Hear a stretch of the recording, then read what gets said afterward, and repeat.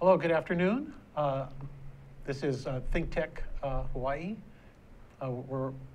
This program appears every afternoon at 1 to 2 on Thursdays. For those interested, it's thinktechhawaii.com. And for those who want to follow on Twitter and other social media, it's ThinkTechHI. Hi, my name is Marc Gilbert. I'm a professor of history at Hawaii Pacific University. I'm a specialist in South and Southeast Asian history, and I'm here today with Alan Armstrong, a United States Army colonel, retired. We're going to be talking about Cambodia. Cambodia in the past and Cambodia in the present to a certain degree. We're going to look at lessons learned, perhaps, in America's relationship with Cambodia.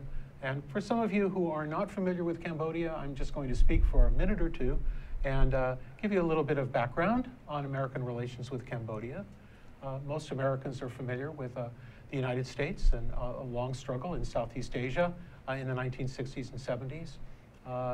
In 1963, after the death of President Kennedy, the president of Vietnam, Ngo Dinh Diem, was deposed with the cooperation of the United States government because he wasn't winning the war in Vietnam in the way that the United States expected. Military government took its place, and it never proved to be as legitimate as the United States hoped it would be. The deposing of the president of Vietnam was seen as a tremendous moment in the life of Prince Norodom Sihanouk, who was the Prime Minister of Cambodia and also a royal who was believed to be deeply connected to a very long period of greatness of the Cambodian people, a monarchy that stretches back 1,000 years, which has produced Angkor Wat, which is familiar to many people as one of the largest religious building in the world after Borobudur. But more importantly, in its ancient classical kingdoms, the Angkor was the capital of Cambodia, actually controlled almost all of mainland Southeast Asia and extended its influence as far as island Southeast Asia towards Indonesia. So Cambodians are extremely proud of their heritage. They have a very mystical connection to their royal family. And although Vietnam and other countries managed to defeat it in war in more recent times, Cambodia survived. And under Sihanouk was trying to find a middle way between the pressure from the north by China and Communist Vietnam and pressure from the United States that was fighting against those groups. And the problem for Sihanouk was that the Ho Chi Minh Trail supply line from communist north to the south of Vietnam passed through Cambodian territory on the eastern side, not that far from Phnom Penh, the capital of Cambodia. And the United States then became feeling about the same way about Sihanouk they felt about Ngo Dinh Diem, that although he was a neutral, he wasn't neutral enough, that the Viet Cong and North Vietnamese forces were using their Cambodian territory, and he wasn't doing enough to stop it. And so eventually he was deposed, as was Ngo Dinh Diem, and a military government installed that was very pro-American.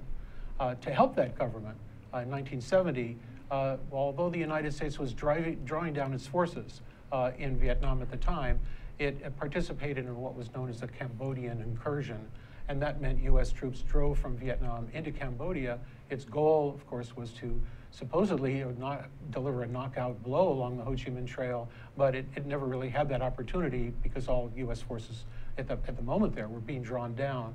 It did, however, have a huge effect in Cambodia from 1970 onwards, in the sense of destabilizing the government and actually giving support ultimately to the Khmer Rouge, the communist forces, and other groups.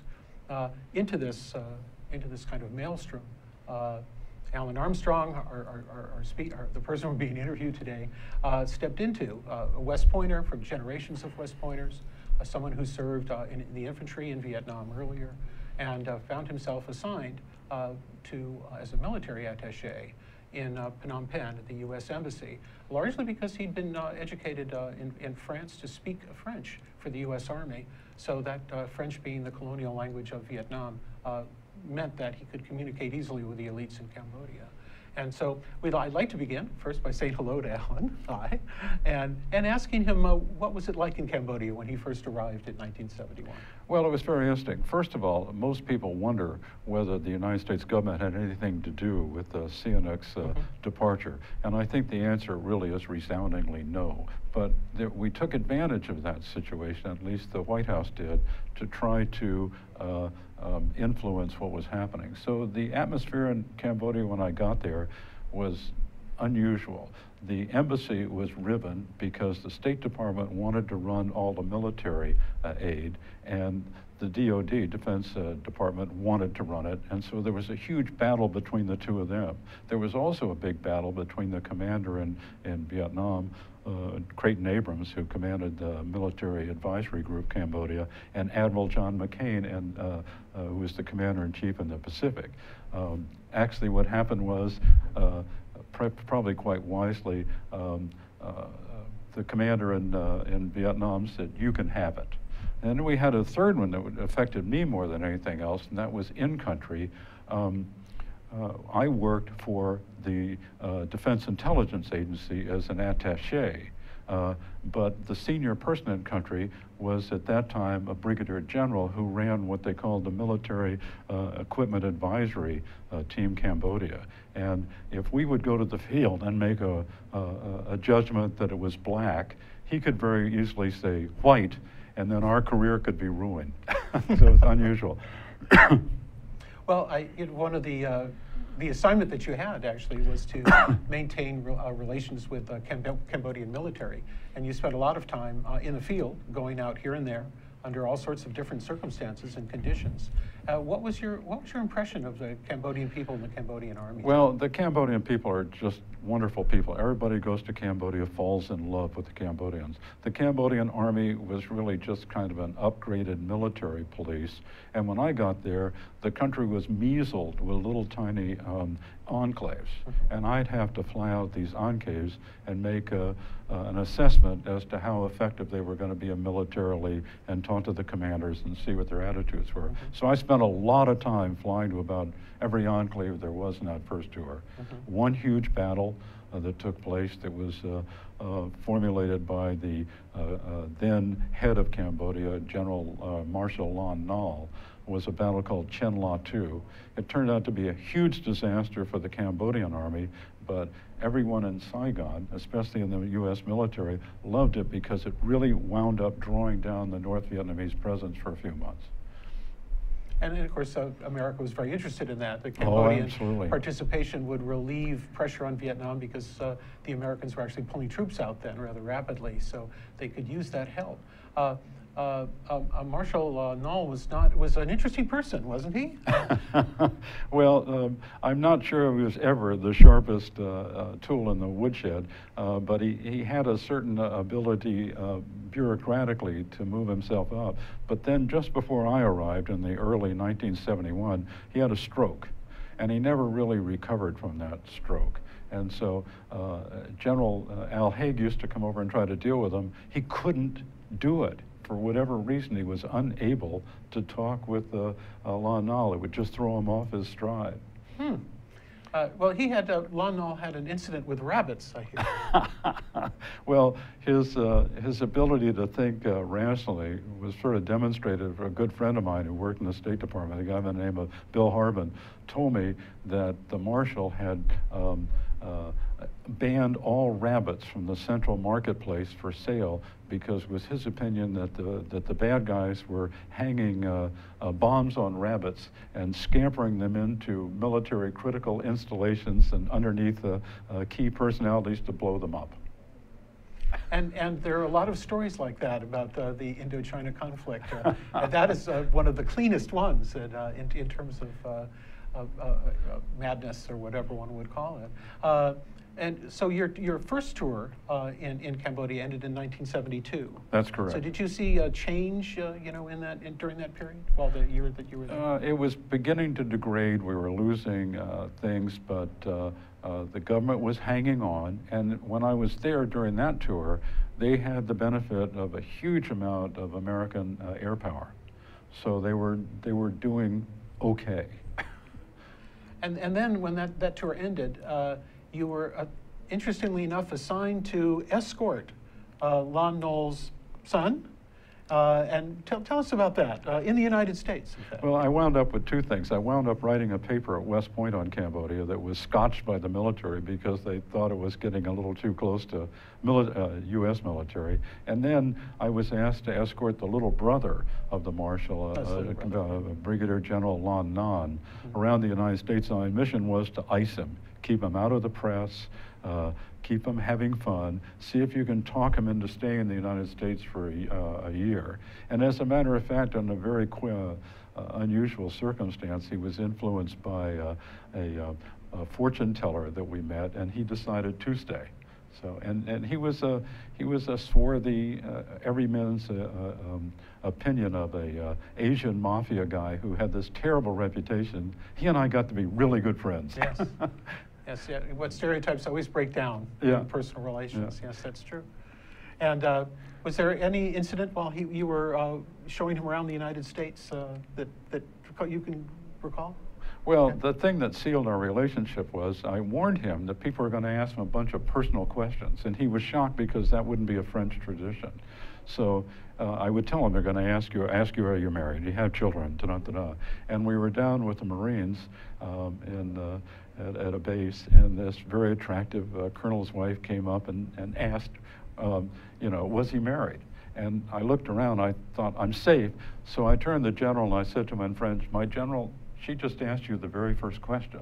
And he kind of staggered, and then he got this little smile and he said, well, give her the very first answer. And from that time forward, it sort of sealed our relationship. Because you prepped him well. That's great. Things were rather different, though, when you went back for your second tour, which was 74 to 75, when the Communist Khmer Rouge took over Cambodia. What was it like when you first arrived in 74? Well, 74, all these problems that had cropped up between interagencies had pretty much disappeared. So we had a much better relationship all the way around inside the embassy itself. Insofar as the Cambodian situation, the Republican situation, almost all these little tiny measle outposts had been crushed and had disappeared, and most of the defense was right around the city of Phnom Penh. And it was pretty desperate because their only way they could get supplies was by creaky boat coming up the Mekong River or by aircraft that flew into the airport, Pochentong International. So it was quite different. Quite different. And on that, we're going to stop and break for a commercial. Thank you. Come right back. Aloha! Hello, my name is Patrick Bratton. I'm host of Global Connections here at ThinkTech Hawaii. We broadcast live every Thursday at 1 p.m. We bring Hawaii to the world and the world to Hawaii, talking about international events and various things of interest to the audience. Please join me. I look forward to talking with you and having you get to meet some of my guests. Aloha. Aloha, my name is Justina Spiritu, and I'm the co-host of Hawaii Farmers Series. This is my co-host, Matthew Johnson, and you can catch us every Thursday at 4 p.m. at thinktechhawaii.com. What do we talk about, Matt? So on Hawaii Farmers Series, we're going to be bringing on the farmers and also supporter of farmers, including restaurants, caterers, as well as government supporters and nonprofits to hear their background stories and understanding our local ag community just a little bit better. Yeah, essentially there's a lot more that goes into farming and the local food community beyond just producing the food. And we want to feature and get the background story on all these folks and see how we all work together as a community. So join us every Thursday. Aloha. Welcome back to Global Connections. So we're talking with Colonel Alan Armstrong about his second tour of duty in Cambodia in 1974. It was rather different from 1971, 1972. Absolutely, it was pretty desperate by that time. And my job was to then, instead of going out to all these different enclaves, I wound up being assigned to the 7th Infantry Division, which was north of the city, which happened to be made up generally of Khmer Krom. And Khmer Krom are kind of a smaller group in Cambodia as composed to the typical Khmer Kandal. And they were ferocious fighters. Yes. But, and they did very well when I first got back. They made a very successful attack and liberated the old royal city of Udon, which is about 30 miles to the north of the city. then nothing happened. I mean, we just got bogged down. And what was the response of the government to that? That is the Cambodian government. Well, there wasn't really as much of a response as you would think. We would like to have seen them do more, but they didn't have much to do it with. So we sort of wound up in this stasis for a whole lot of months. But then the bad guys, the Khmer Rouge, began hauling in 107 millimeter rockets that they could backpack, because they only weighed about 47 pounds, and they would fire about 5 kilometers. And they could set them up against an anthill and a ditch and fire and then run away. And the idea was to break down morale. And it did. If you were around them, it would be kind of bad. But it had the opposite effect inside the embassy and with the military.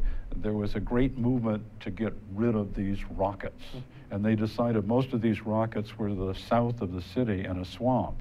And so we spent a good part of a time when we should have been resting and refitting at the beginning of the rainy season, doing something about these rockets, and it cost us a tremendous amount of men and materiel. So instead of resting and refitting to get ready for the next, war season, the Army really was broken down.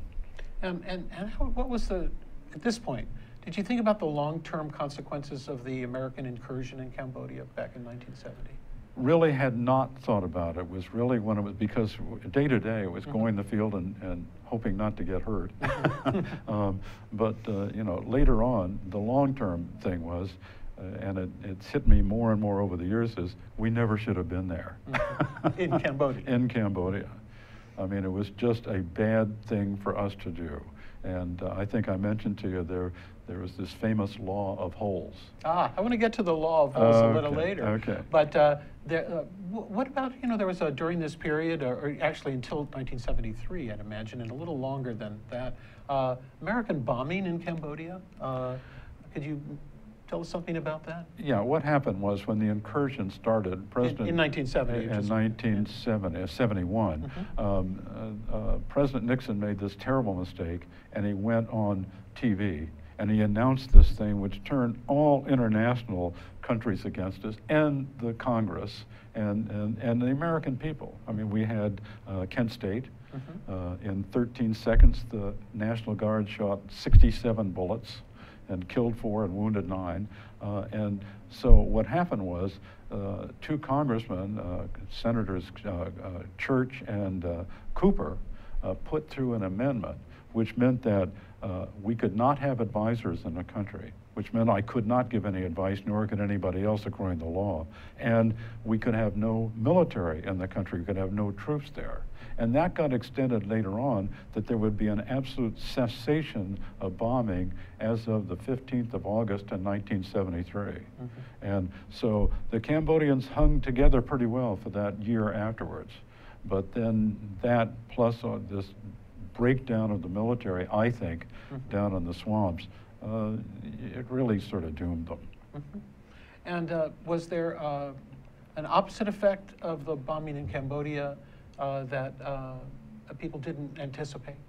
That is, the pattern of the bombing and the targets, they had a certain effect on the ground. It had a terrible effect, because people can talk about carpet bombing, but it's such an asinine thing to get into. So what happened was, the office, in my office, and as an attache, we were told to keep all the B-52s busy all the time. So literally, between my tours, attaches were walking up to a map and saying, "This looks good, what do you think?" And then going over and getting permission to make that strike from the Cambodians. We were giving them very good intel information. It was listening intel. And so they accepted it and took it. And then the Air Force and their major headquarters were sending over radar-equipped aircraft, and they were picking up hotspots. Well, they couldn't put anybody in the ground to confirm them, so they were asking to drop on the hotspots. So we were winding up killing cows, pigs, family members. And so I would ask you, if you were a Cambodian farmer and you just lost all your cows, or your children, or your wife, or perhaps parts of yourself to a B-52, who would you fight for? You certainly weren't going to fight for the Republic of Cambodia. And this might have had an effect of driving enemy forces closer to Phnom Penh from the east? Well, the thing that drove the people closer to Phnom Penh was the incursion itself, because when the incursion took place, for whatever reason, there was no attempt to encircle the enemy and destroy him. It was just to push him away. And that forced a lot of them toward the city, and they actually went so far, they actually got as far as Angkor Wat and set up there. But as far as the defense of the city, when they still had B-52s, it was a great advancement because they could drop these B-52s in fairly fixed positions. But I wasn't there during some of the heavy B-52 thing, but everybody said the whole city just rattled. And as you probably were observing just a general decline in morale then in the Army? The morale really dropped down, I believe, when, in my opinion, when we had that protracted attacks, constant attacks into the swamps. But another thing that drove morale down was that for whatever reason, the United States government didn't give the Cambodians any humanitarian aid. As a matter of fact, the sum total of all the dollars that we put in the humanitarian game wasn't even as much as the cost of one 3-bird B-52 arc light strike for the entire time. And so people weren't being taken care of.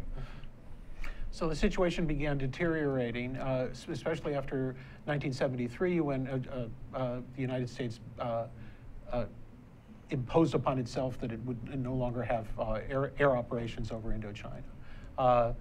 How was that received at the embassy? You know, that moment where it was obvious that this kind of air support would disappear. Well, the people that I relieved when I came in a year later, I came in the spring of '74, they were just congratulating themselves that they survived.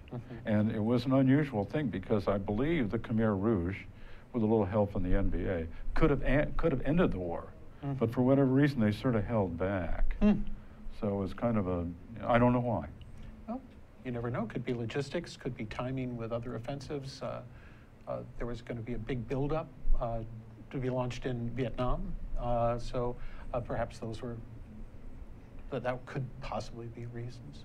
You know, towards the end, you were still going out into the countryside and interacting with Cambodian officers. And I seem to remember that at one time you went out to a bunker that was basically surrounded, and you met a character more out of a movie than a real life, but nonetheless as real as could possibly get. Tell me about him. Well, there were actually two characters. One of them had died between my two tours, and he had evidently heard about William Tell, so he put a cat on his head, and one of his officers shot it off. And so it fractured his mind, and it gave him the gift of a witch. He could sit, and he always had a drink in his hand, and he shook, but he never spilled any of his drink, and he could follow maybe 6 conversations and throw something into them.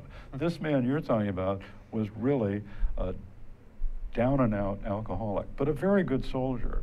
And I went to find him the morning of 1 January when the bad guys really attacked in '75, and he had a headquarters that was set up in a oil depot, and when I went down to find him, a Chinese manufactured very heavy machine gun started shooting at me.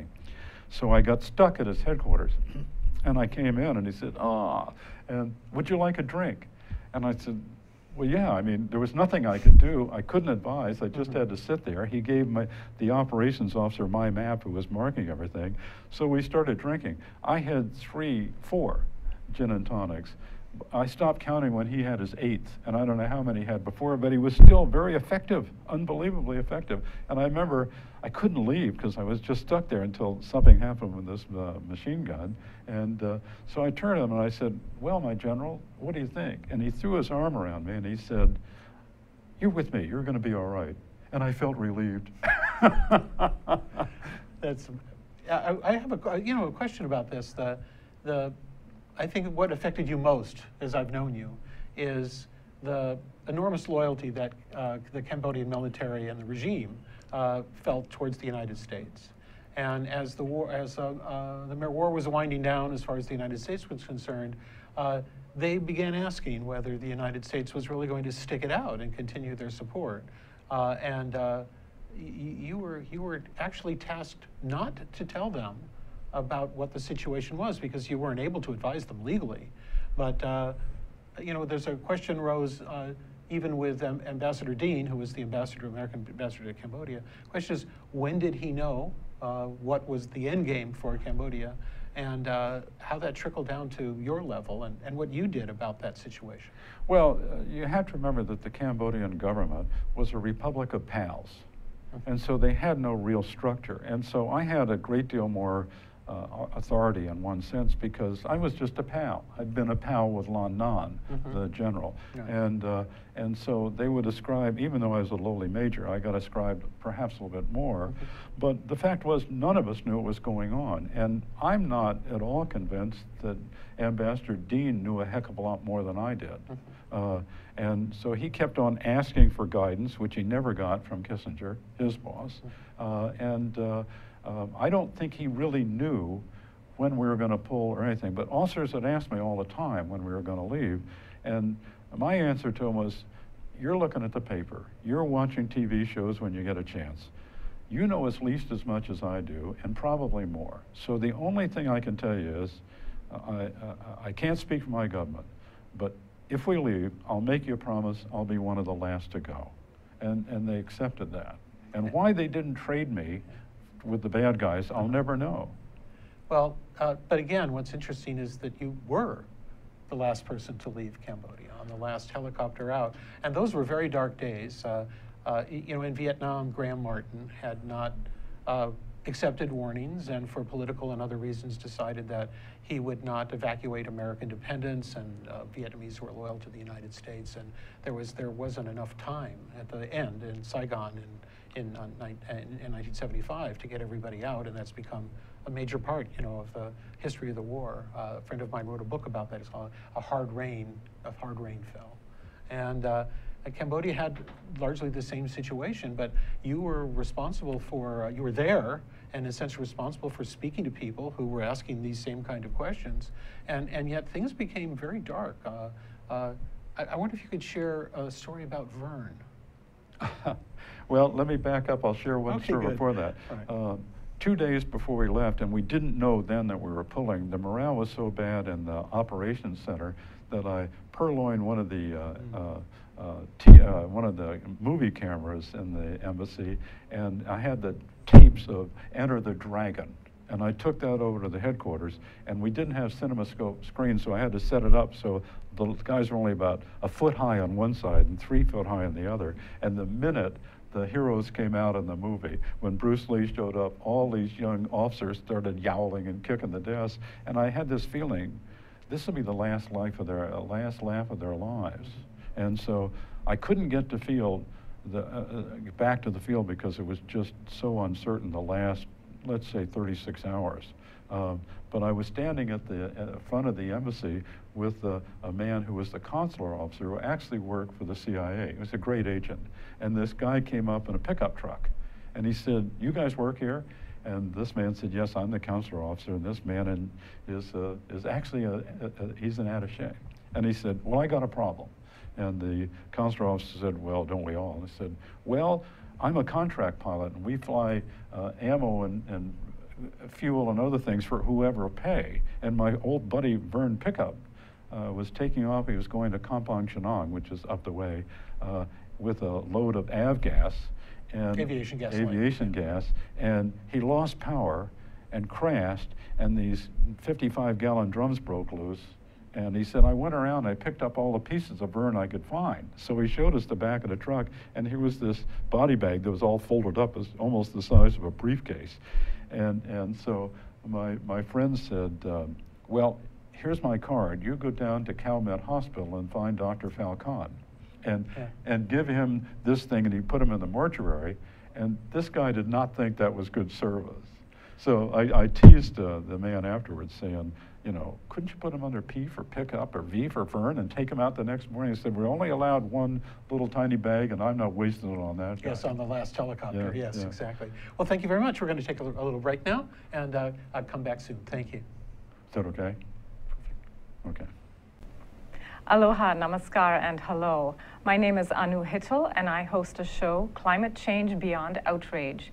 In it, we go beyond outrage to look at solutions to climate problems facing people, nations, and the world. Join me every Tuesday at 1 o'clock Hawaii Standard Time. See you then. Hi, I'm Ethan Allen, host of Linkable Science on ThinkTech Hawaii. Come join us every Friday at 2 p.m. when I interview interesting scientists about what they do, why they do it, and why we should all care about it. It's a lot of fun to see. We hear, and you can learn interesting stuff. You'll hear all kinds of fascinating science, and we know you'll have a great time. Hope to see you then. Bye-bye. Aloha, I'm Kaui Lucas, host of Hawaii is My Mainland, here on ThinkTech Hawaii every Friday at 3 p.m. We address issues of importance for those of us who live here on the most isolated landmass on the planet. Please come join me Fridays at 3 p.m. Mahalo. Welcome back to Global Connections. We're here every day, Thursday at 1 at ThinkTech Hawaii, thinktechhawaii.com. We're talking with Alan Armstrong, a retired colonel, United States Army, who's had 2 tours of duty in Cambodia towards the end of the war that's often called the Vietnam War, but is really properly called the Second Indochina War, largely because it enveloped Cambodia and Laos as well. And we're talking about the very last days of American support for the Republic of Cambodia in 1975, which fell to a communist offensive just shortly before the fall of Saigon in 1975. Alan, we're talking about really the very last day. And then we can move on and talk about some lessons that might be derivable from the experience. But what was that last day like? Well, let me just back up one Sure. day. We had a meeting in our, what we called a war room, and the ambassador was there, and he introduced a Marine Corps officer who was in civilian clothes. I think he was a colonel. As he was going to explain to us how what they called eagle pull, which was the extraction, was going to work. And he explained where we were going to go. And it turned out the pickup zone was only 400 yards from the municipal slaughterhouse that I hope wasn't going to be a bad omen. Mm-hmm. And so the ambassador turned around and said, does anybody have any questions? Well, I thought we were all going to die. I know we were going to get out of the country. So I sort of exceeded my rank as a major. And I said, well, I have a question for this guy down there. And I said, what are you going to do if the Cambodians break for the chopper? And he said, well, I'm going to cut them down.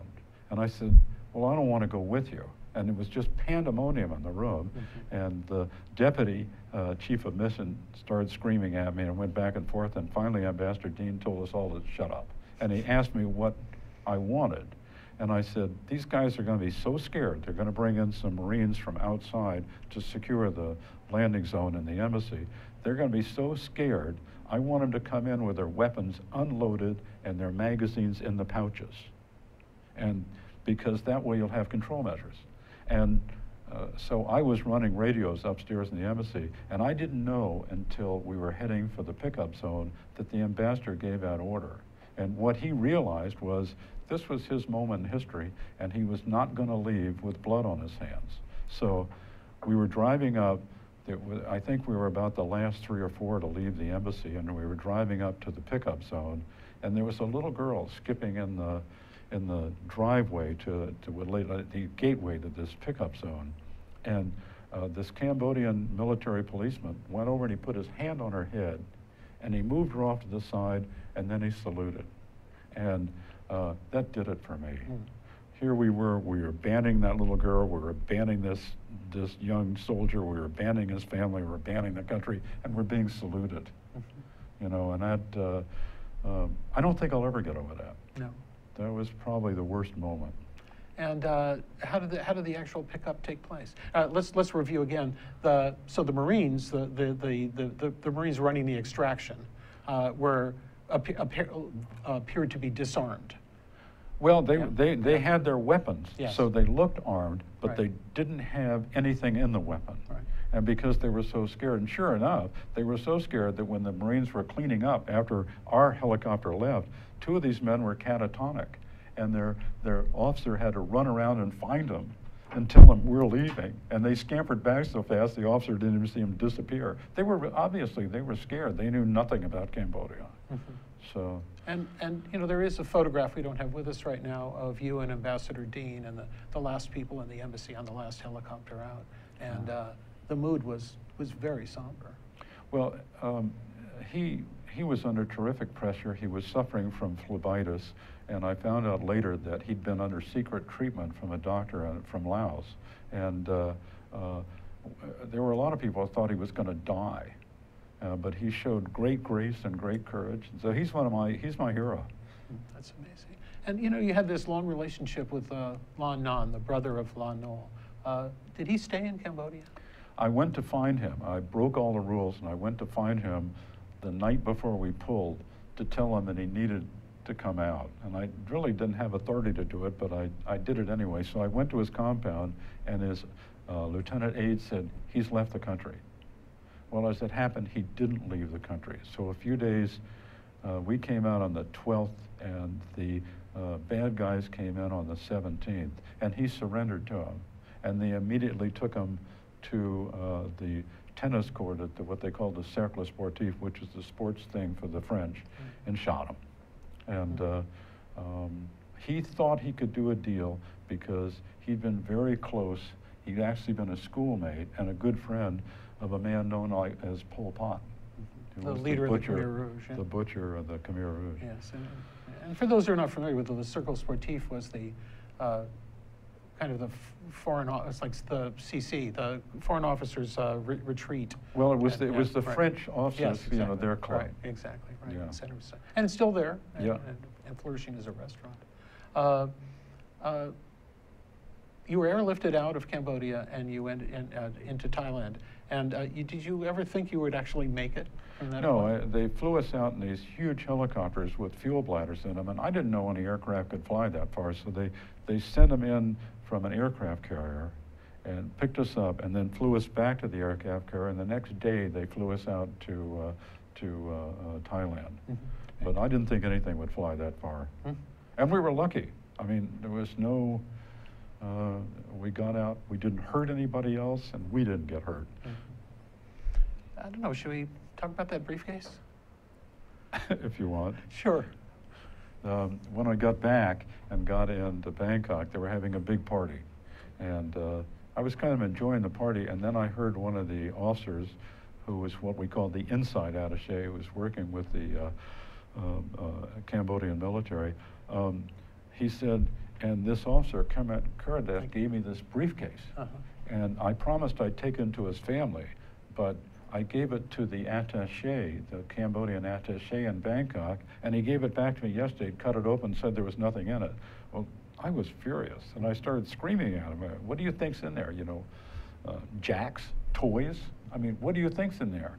And he said, well, I don't want a responsibility for it. Well, I said, you had a diplomatic passport. You could have schlepped that thing anywhere in the world, and you took this commission, and then you didn't do it.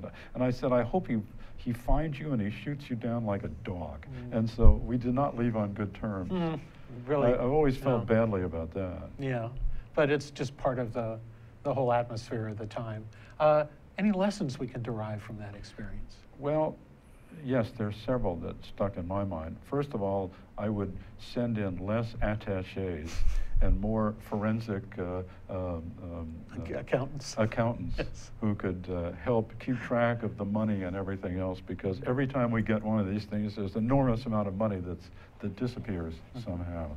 Another thing that I think that should happen is that people need to understand the danger of hubris, because hubris always winds up destroying things. Yes, too much pride. You overreach. Mm-hmm. And this other point that we brought up earlier was people need to remember the law of holes.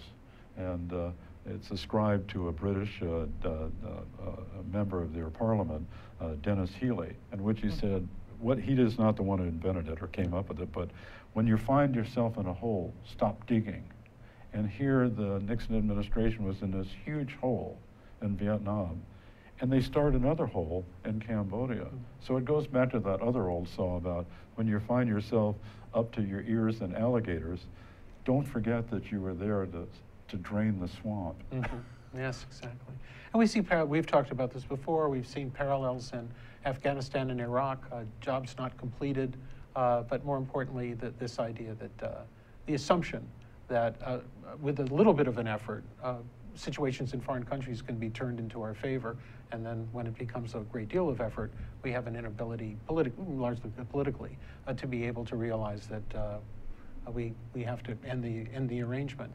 But I just noticed that Valery Putin in Syria has learned apparently that lesson, in the sense that he's achieved the objective in Syria, which is to create to stiffen his ally in Syria, and now Russians are going to be standing down to a certain degree. And remember that old adage in Vietnam, which is we should just declare, if true in victory and go home. Yes, we should just in 1964. Yes, just we declare victory and just come home. Well, the problem that we 64, have when we 65. go into these countries, and it's a question of hubris, is we think we can take a country that's essentially a dictatorship and turn it into a democracy, and that's never been done that I can think of. It takes generations to be able to do that. We always make that same mistake. And we also forget that democracies are not suitable vehicles for protracted war. That's what some people say. People won't put up with it, you know. Yeah, well, they won't put up with a protracted war, which I think William Colby told me once. He said that the American, he was director of the CIA, and he said, the American people will support a protracted war. He said, but you have to show evidence of progress. Well, and he believed that we never, during the Vietnam War, showed enough. Although he believed there was progress, he believed the American people were never shown that progress. Well, Clausewitz, that military people love to quote, came up with what he called the amazing trinity, is I think what he called it. He said, in order to be successful, your people have to really hate the other people. And the military has to be extremely flexible and good and be able to sustain setbacks and everything else. And the government has to have an overarching, strong reason for what they do. We had none of those. Well, in the minds of leaders, when America ever commits itself to combat, the leaders always believe that they have those three things. Well, sometimes they're mistaken. If you take those three, the North Vietnamese pretty much had all three. Yes. So when we sat down at the negotiating table with them, we'd already drawn down our military to the fact that there were no lever for us anymore. We went from 530,000 down to 32,000. And the American people probably hated us in the military, our own military, more than they ever hated the Vietnamese. Well, and the government had no purpose. What were we there for? Yeah, well, we're coming to the end of our talk. I've really enjoyed speaking with you, Alan, again, especially in this format. I've even assigned my students to watch this interview, and I certainly hope that they're going to get as much out of it as I do when we speak. We've been talking with Alan Armstrong, Colonel, retired, United States Army, who was a military attache in Cambodia from 1971 1972 and 1974 to 1975. My name is Marc Gilbert. I'm a professor at Hawaii Pacific University. My email is mgilbert@hpu.edu. And if you'd like to follow up any of the issues we've discussed today, or just shoot the breeze, you could reach me at that address, or 808-544-1169. I thank you for watching this program, and we're delighted to have an opportunity to share our thoughts with you. Thank you very much.